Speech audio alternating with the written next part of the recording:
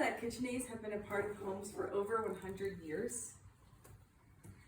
I will provide some information about KitchenAids, tell you about the mixer itself, and explain multiple of its attachments. Many of us spend a lot of time in the kitchen, and that can be really time consuming. So, a KitchenAid can help cut down that time. In my speech, I'll tell you about the mixer itself, some of its history, how to use it, and I will demonstrate multiple of its attachments. This is my family's tilt head mixer. The bowl can hold 5 quarts of ingredients, so that means that you can make multiple batches of cookies, or you can even just make a half batch. The head is easy to tilt, so you can add ingredients in. There are 10 different speeds, so you can, if you use a lower speed, then that means that it will just gently mix it, and a higher speed will beat or cream something. I got this information from KitchenAid.com.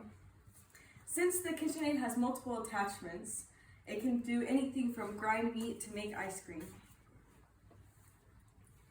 Let me talk to you guys a little bit about the historical aspect of the KitchenAid.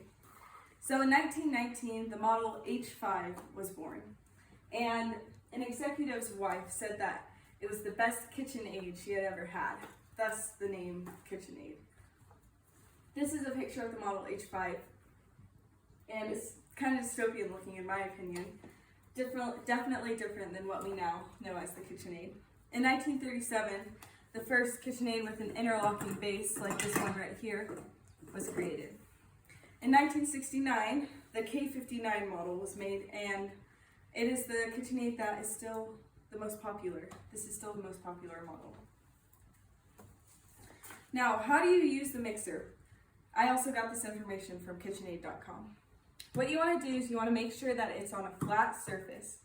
You want to pick out the right attachments for whatever you're making. I'll touch more on that later. Make sure that the bowl is locked into the mixer. And you want to add your ingredients and then select a speed.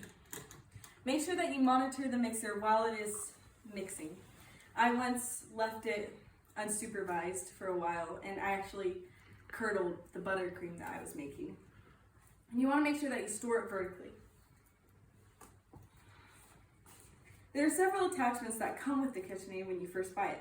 I got this information from Cakes by Giro. Now, the first attachment I would like to talk about is the C-hook. This is for making doughs like pizza or bread. The next attachment is the flat beater. This is more versatile, like for cookies and cakes and things like that. This is the wire whip, and this is a whisk for eggs and creams. Now, I want to show you how you can attach these. You can put it on like this, and then you push in and you twist it. And it's as simple as that. I would like to talk to you about the slicer shredder attachment. Now, Tammy Teklemariam wrote for the New York Times in 2021 that this was one of the best KitchenAid attachments. Let me show you how to use it. So you start off with this thing, and then you want to choose whichever grater you want to use. So I'm going to choose this one. So with holding this lever down, you push this in, and then you flip it up so that it can't come out.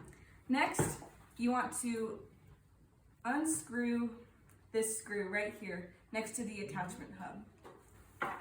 You then take this out and you wiggle this end until it clicks. Then reattach with the screw. Once you have that, you want to put this bowl underneath, like this, so that it can catch everything that you grate. Now, we usually use this for mozzarella when we're making pizza, but you can use this for veggies or anything else. So you cut it into the size so that it can fit through here. Then using this, you push through so that it comes out. This is nice to use when you want to have large quantities of something grated. In conclusion, KitchenAids are extremely versatile, and they've been used for a very long time. They have lots of attachments, so they can help you out with multiple tasks around the kitchen. If you spend lots of time in the kitchen, you should definitely buy one. Thank you for listening today.